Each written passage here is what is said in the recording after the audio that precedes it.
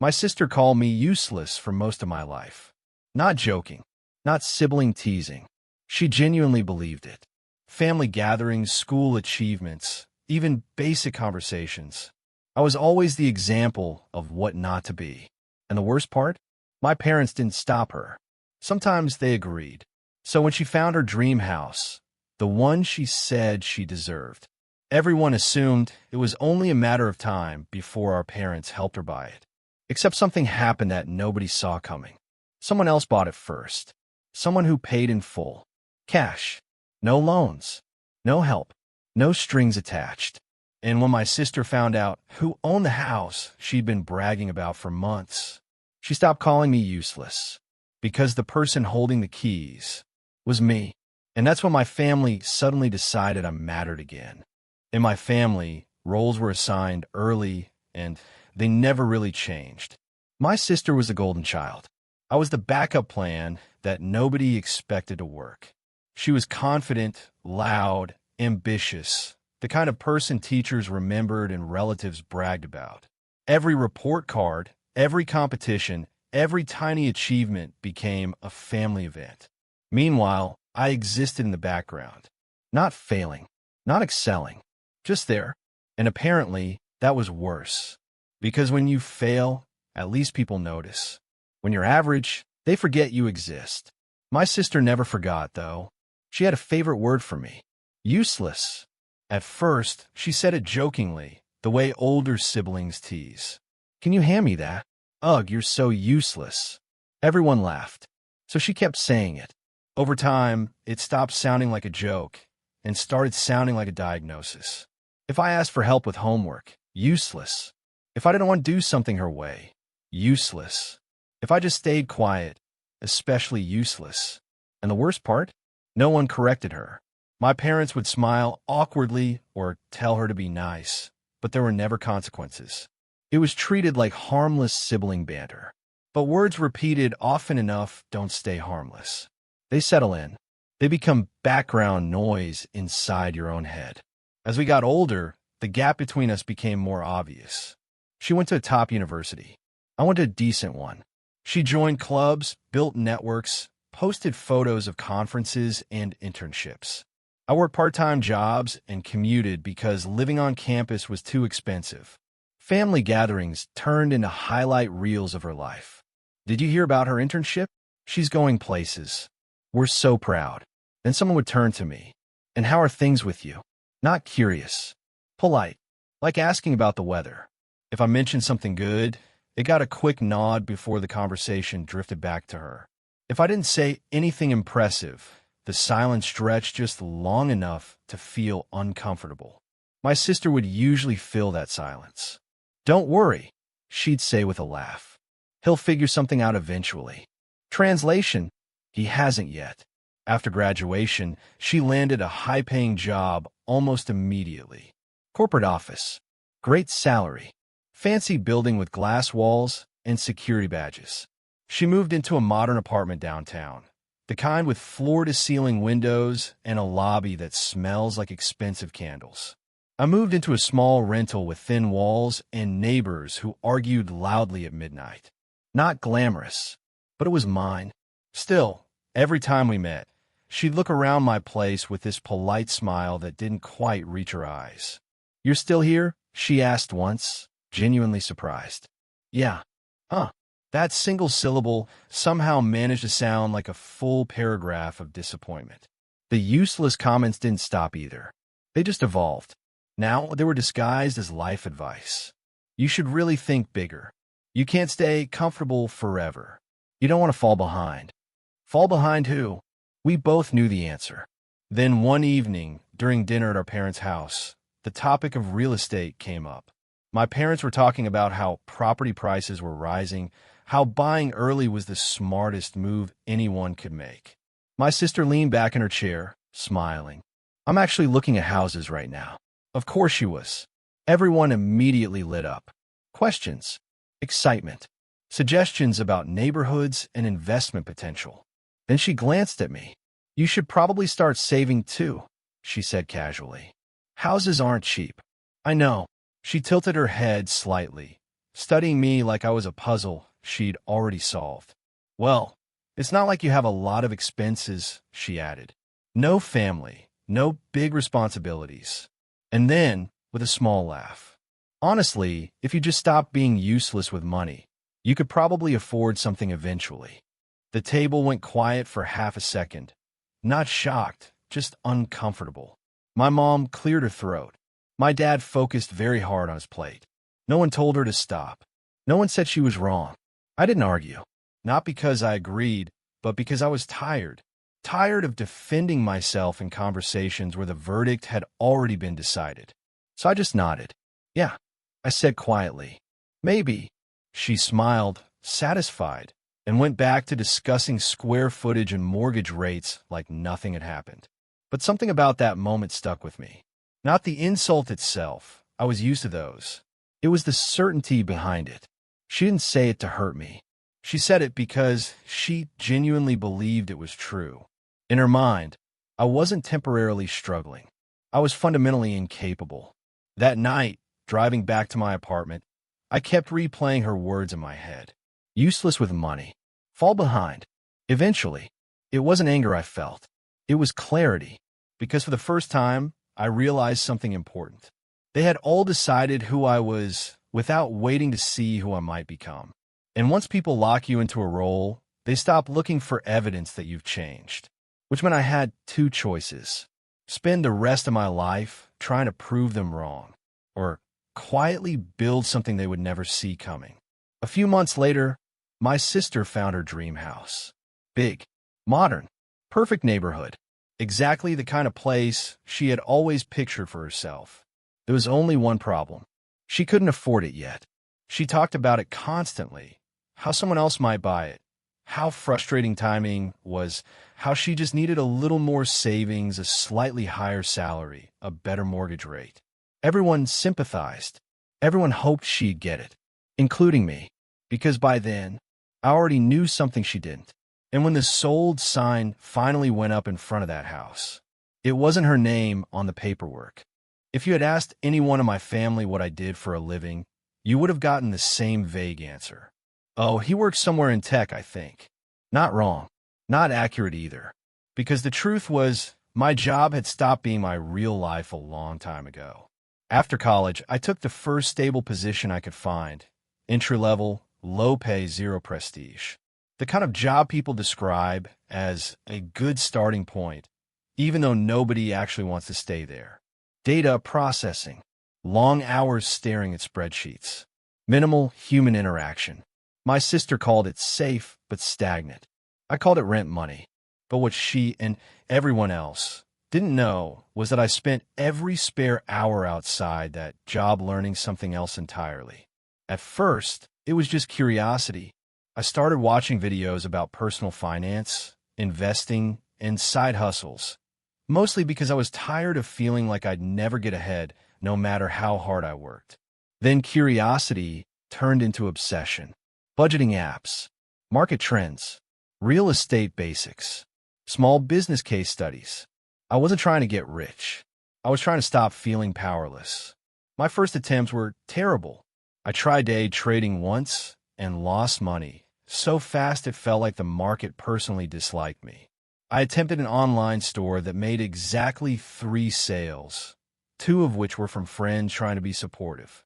I even downloaded one of those earn passive income while you sleep apps that basically earn enough to buy half a sandwich per month. If my sister had known, she would have had a field day. Useless at money, remember? So I kept quiet. Failure is easier to handle when nobody's watching. Then I stumbled onto something different. Property research. Not buying. I couldn't afford that yet, just analyzing. Learning how neighborhoods changed, what affected prices, how investors spotted undervalued homes before everyone else noticed. It was like solving a puzzle where the reward was stability. Every evening after work, I'd sit at my tiny kitchen table with a laptop and cheap takeout, comparing listings, tracking price histories, reading zoning plans. It didn't feel exciting. It felt steady, predictable.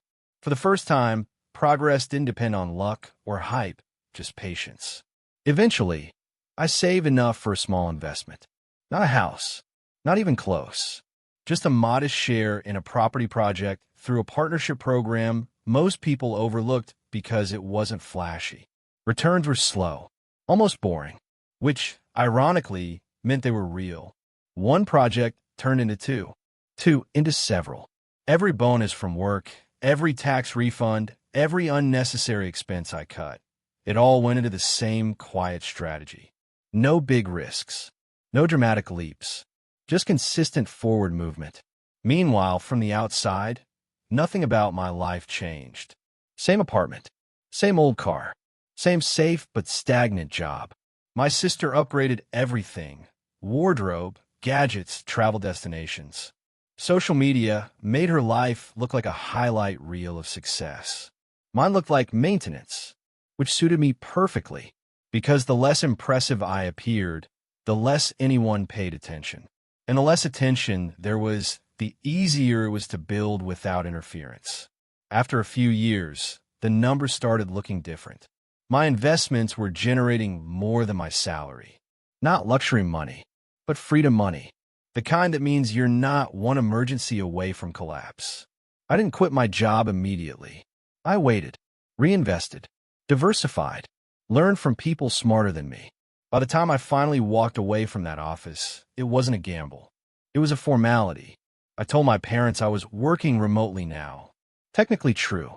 My sister assumed I had switched to some low-pressure contract role. Honestly, that fits you, she said once. Less stress. If she only knew. With full control of my time, I expanded into direct property investments, small at first, then gradually bigger. Renovations, rentals, long-term appreciation plays. Nothing flashy. No luxury flips for TV cameras. Just solid, practical homes in neighborhoods people actually wanted to live in. Homes that families would grow into, not just show off. And still, I kept everything quiet. Not because I wanted to surprise anyone, but because I had learned something important. When people have already decided you're incapable, proving them wrong doesn't change their minds. It just makes them uncomfortable. So instead of announcing my progress, I let them keep believing their version of me. The harmless one, the unambitious one, the useless one. By the time my sister started house hunting for her dream home, I wasn't hoping to afford one someday. I was deciding which opportunities were worth taking. She talked about mortgage rates. I evaluated properties in cash flow terms. She worried about saving enough. I worried about choosing the right location. Two completely different conversations happening in the same room. And she had no idea. Then she found the house. Perfect neighborhood. Modern design. Exactly what she had always imagined. She talked about it nonstop. The layout, the kitchen, the huge windows, the quiet street. There was just one problem. Someone else had already made an offer. A strong one. One that didn't depend on financing approvals or waiting periods. An offer that could close fast. She was devastated, frustrated, anxious, convinced she had missed her chance. I listened quietly while she vented, nodding at all the right moments. Because by then, I already knew exactly who that other buyer was, and why the seller had accepted immediately. When the deal officially closed, my sister drove by the house one last time. She told me later she just wanted to see it again, say goodbye to the idea of it. What she didn't know was that the person holding the keys inside was me. For a while, nothing happened. The house was mine, but nobody in my family knew. I didn't post photos. I didn't announce a move. I didn't even tell my parents I had bought anything. On paper, it just looked like another investment property, one of several. Quiet, private, invisible. But unlike the others, this one wasn't meant to be rented out. This one was personal. The house sat empty for a few weeks while I handled inspections, paperwork, and minor renovations. Fresh paint, small repairs. Nothing dramatic, just enough to make it feel like a home instead of a listing. Every time I walked through the front door, I felt this strange mix of calm and disbelief. Not because it was luxurious, but because it was proof. Proof that I wasn't stuck in the role everyone had assigned me. Proof that useless had never actually meant incapable, just underestimated. Meanwhile, My sister kept talking about the house like it had become a ghost. At family dinners, she'd mention it casually. I drove past that place again. Still can't believe someone snapped it up that fast. It would have been perfect. My parents sympathized, of course. You'll find something even better. It just wasn't meant to be. Timing is everything. She nodded, but I could tell she wasn't convinced. Because sometimes the hardest thing to accept isn't losing something. It's knowing someone else has it. Then came the day everything shifted. My parents decided to host a small family gathering. Nothing formal, just dinner and catching up. My sister arrived first, full of stories about work, market trends, and the latest listings she was considering. I showed up a little later. As usual, nobody asked much about my life. How's work? Busy. Conversation over. At some point, my dad mentioned property taxes increasing in certain neighborhoods, including the one where my sister's dream house was located. She sighed dramatically. Don't remind me. That house is probably going to double in value now. Then she laughed, shaking her head. Whoever bought it got insanely lucky. I set my glass down. But they did their research.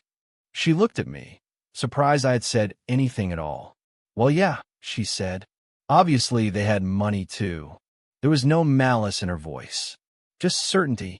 Dinner ended, and people drifted into the living room. My mom started clearing plates. My sister scrolled through listings on her phone, occasionally showing my parents photos of other houses that almost worked. Then she paused. Wait. She squinted at the screen, zooming in. That's weird. What? My mom asked. She turned the phone toward us. A photo of the house. That house was on the screen. But this wasn't the original listing. This was a new one. Updated photos. Fresh paint. Minor landscaping changes. Why would they relist it? She said, confused. Did the buyer back out? I leaned forward slightly. They didn't. She frowned. Then why? Her eyes moved down the page. To the ownership details. To the agent contact. To the name listed for inquiries. And then she froze. The silence that followed was heavy. Not loud. Not explosive. Just thick with disbelief. She looked up slowly.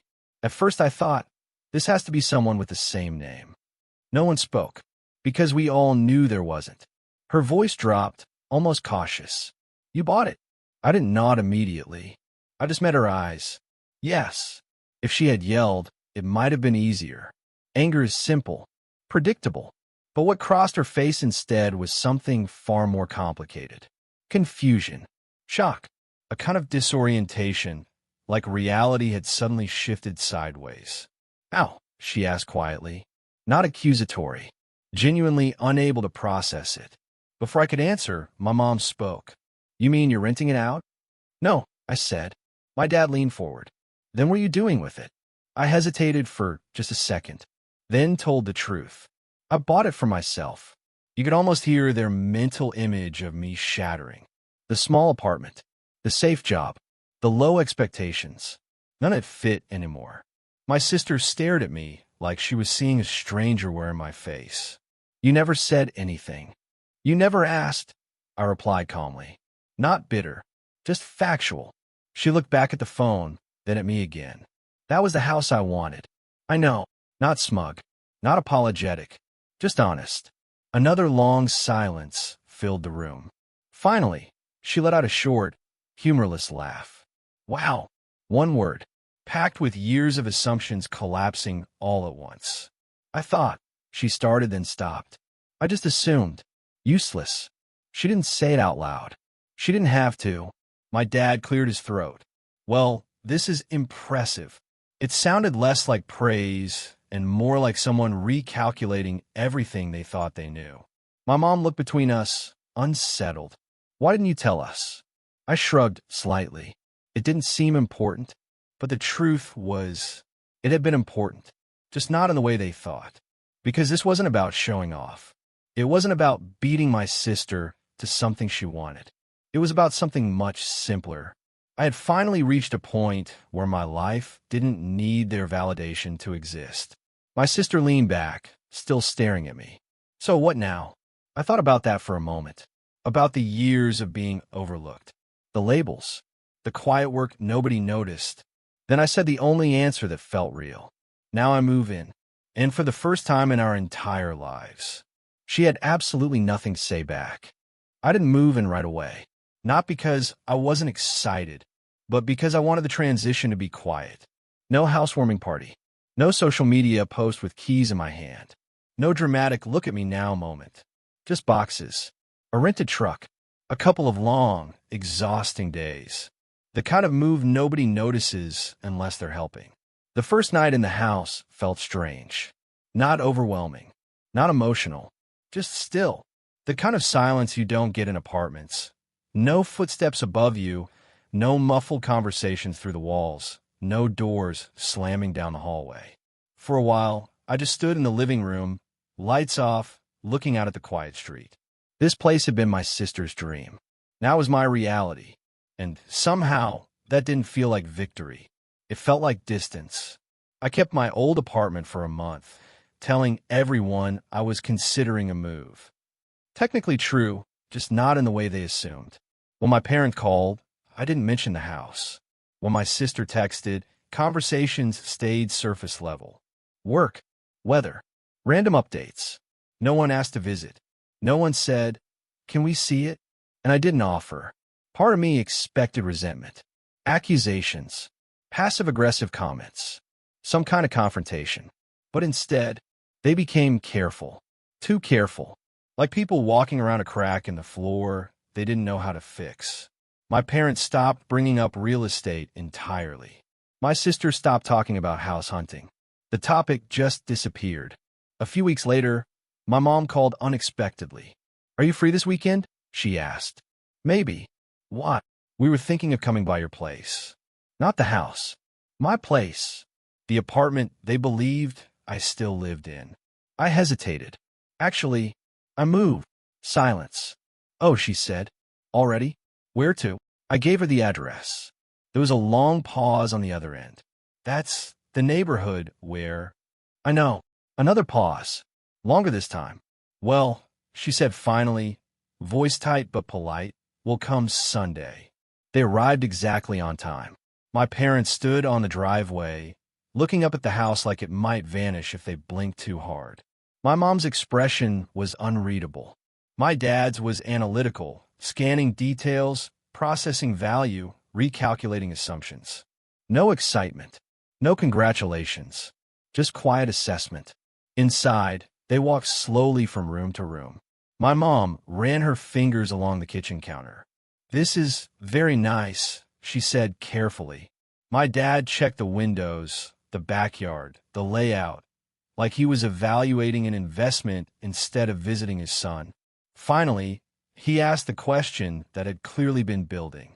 "How did you afford this?" Not pride, not curiosity, suspicion. "I saved," I said simply. He frowned slightly, clearly unsatisfied. That alone wouldn't cover something like this. I met his gaze. It wasn't just saving. I didn't elaborate, and he didn't press. Maybe because pushing too hard might reveal how little he actually knew about my life. My mom lingered in the doorway of what used to be the room my sister loved most in the layout, the one with the large windows. "She would have loved this," she said quietly. Not accusing, just stating a fact. "I know," I replied. That was the moment I realized something important. They weren't angry because I had taken something from her. They were unsettled because I had stepped outside the story they understood. In their version of the world, success had a predictable path, and I hadn't followed it, which meant they didn't know where I fit anymore.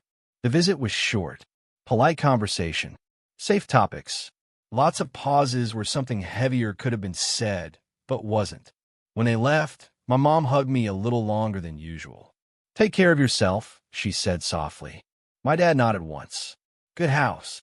Not "I'm proud of you." Not "well done." Just acknowledgement. After they drove away, the silence returned. But this time it felt different. Not lonely. Clear. Like a chapter had ended without anyone formally closing the book. My sister didn't visit. Not that week. Not the next. Eventually, she sent a single text. "Heard you moved." I replied, "Yeah." Another long pause. Then, "Hope you like it." No sarcasm. No warmth either. just neutral. From that point on, something shifted permanently. Family group chats became quieter. Invitations became less frequent. Updates about their lives stopped, including me automatically. Not out of hostility, but because emotional distance had replaced expectation. For years, I had been orbiting their world, trying to stay relevant. Now I was somewhere else entirely, and they didn't know how to reach me. Oddly enough, I didn't feel rejected. I felt lighter, because distance isn't always a loss. Sometimes it's the first sign you've stopped living according to someone else's narrative. Late one evening, sitting alone in my new living room, I realized something that surprised me. Buying the house hadn't proven I wasn't useless. It had done something much bigger. It had removed their ability to define me at all. No comparisons, no expectations, no labels to fight against. Just quiet, self-contained independence. And that's when the calls started coming. Not from my sister, from everyone else. The first attempt didn't come from my sister. It came from my aunt. Out of nowhere. "Sweetheart, we heard you bought a beautiful house," she said over the phone, voice dripping with forced cheerfulness. "You should invite the whole family over. We'd love to see it." We, not I, we. I pictured it instantly. Cousins wandering through rooms, relatives making comments about square footage, whispered conversations in corners. A family inspection disguised as a visit. "Maybe another time," I said. Her tone shifted slightly. "Well, your parents were hoping you'd host Thanksgiving this year." There it was. Not a request. A maneuver. For years, holidays had revolved around my sister, her schedule, her preferences, her house-hunting stress, her needs. Now that I had the nicest home in the family, they wanted to recenter everything around me. Not to celebrate me, to reclaim the narrative. "I'm not hosting," I said calmly. A pause. "Oh," she replied, clearly unprepared for refusal. "Are you busy?" Yes. I wasn't. But boundaries don't require explanations. The next attempt came from my parents. In person. They showed up one evening without warning. No call, no text, just a knock on the door at 7:30 p.m. I opened it to find both of them standing there, looking unusually serious. "Can we come in?" my mom asked. Not hi, not how are you. Straight to business. We sat in the living room, the air thick with something unspoken. My dad cleared his throat. "We're worried about you." That was new. "Why?" "You've been distant." I almost laughed. Distant. After years of being treated like background noise. My mom leaned forward, hands clasped. "Families shouldn't drift apart like this. We need to stay close." Need. Another word loaded with expectations. "I'm still here," I said. "I just have my own life now." My dad's jaw tightened. "That's not what we mean." Of course it wasn't. Finally, he said it. "Your sister is having a hard time." There it was. The real reason. Not concern for me. Concern for how my independence affected her. "She feels like you blindsided everyone," my mom added carefully. "Buying a house like this without telling anyone." Blindsided. As if I had broken some unspoken family rule by succeeding quietly. "I didn't realize I needed permission," I said. My dad frowned. "That's not fair." Neither was everything else, but I didn't say it. My mom's voice softened, almost pleading. "She's been under a lot of stress. Seeing you move into that house, it hurt her." Hurt her, because I achieved something she wanted. For a moment, anger flared, hot, sharp, long overdue. But it faded just as quickly. Not because they were right, because I was tired. "What exactly do you want from me?" I asked. They exchanged a glance, the kind people share when they've rehearsed a conversation. My dad spoke first. "Maybe you could help her." Help. A simple word hiding 1,000 possible demands. "Ow." "Well," he said slowly, "you have more space than you need." There it was. Not money. Not advice. Access. My mom jumped in quickly, as if softening the blow. "She wouldn't live with you permanently, just until she gets back on her feet." Back on her feet. My sister had a stable job, savings, and endless support. What she didn't have was control over this house. I leaned back, studying them. For years, I had bent myself into whatever shape kept the peace. The accommodating one, the understanding one, the one who didn't make things difficult. But something inside me had changed. Permanently. No, I said. Not harsh. Not angry. Just final. My mom blinked like she hadn't heard correctly. No what? No, she can't move in. Silence slammed into the room. My dad's expression hardened. Family helps family. I met his gaze. I'm helping. By not putting myself back in a situation where I'm invisible in my own home. That landed. Hard. Because it wasn't an accusation. It was the truth. My mom's eyes filled with tears, not dramatic, just quiet disappointment. We didn't raise you to be selfish. And there it was. The ultimate weapon. Guilt. For a split second, the old reflex kicked in. The urge to apologize, to fix it, to give in just to make the tension stop. But I didn't. Because for the first time, I understood something crucial. If I gave in now, nothing would ever change. I'm not being selfish, I said softly. I'm being healthy. My dad stood abruptly.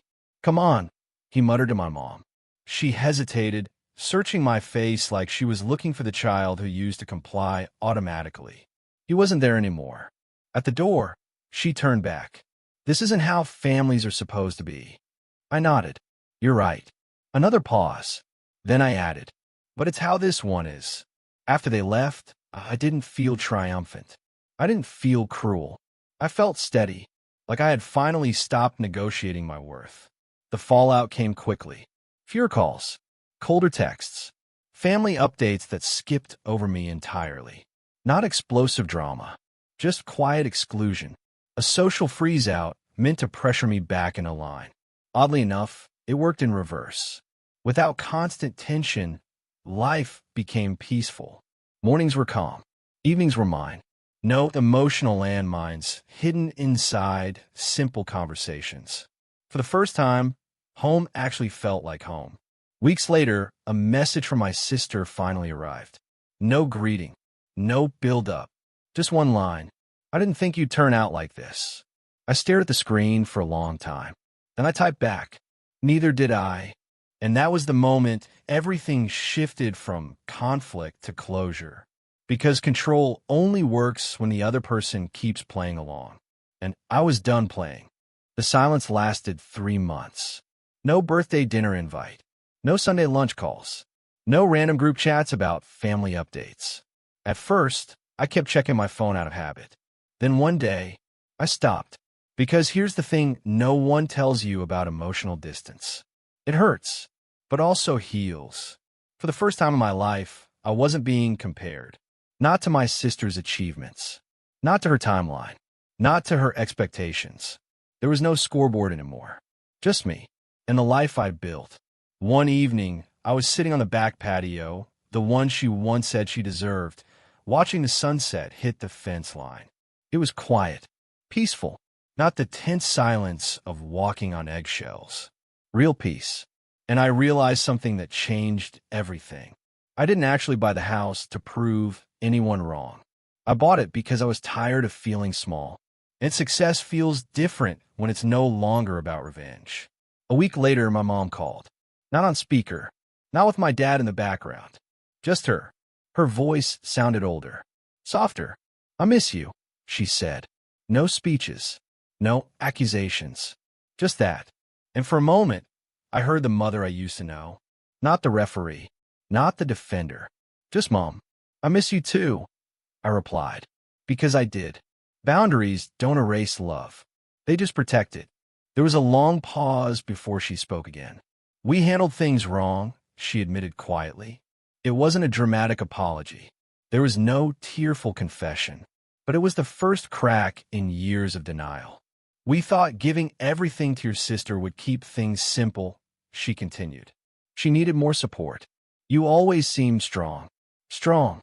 That word again. The quiet child always gets labeled strong. Because it makes neglect easier to justify.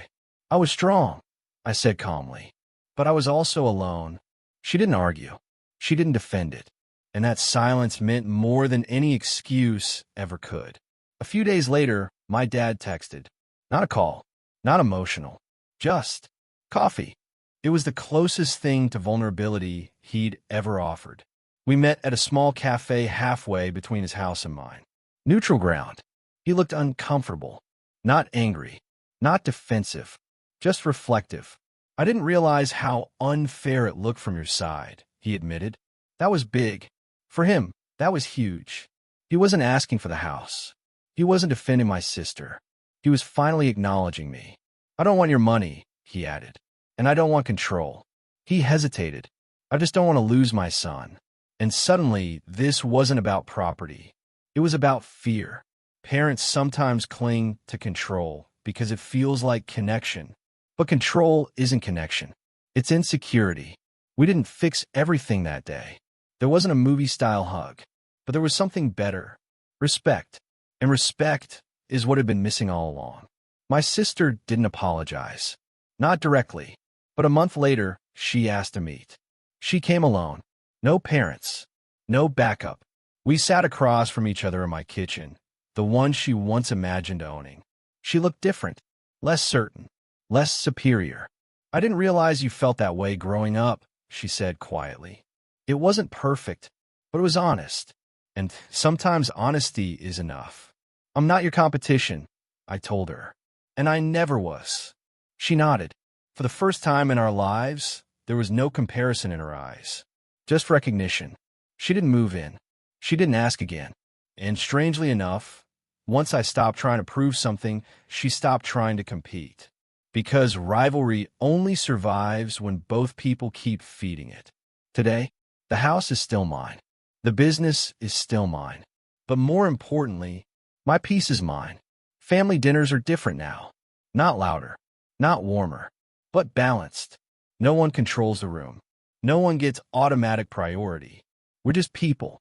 Imperfect. Learning. And here's the truth no one wants to admit. Sometimes the only way to save a family is to stop letting it control you. I didn't build something they couldn't control out of spite. I built it because I finally understood something powerful. Love without respect is just obligation. And obligation isn't love. The day I stopped asking for approval was the day they finally saw me. Not as the quiet one. Not as the strong one. Not as the backup child. Just me. And for the first time in my life, that was enough.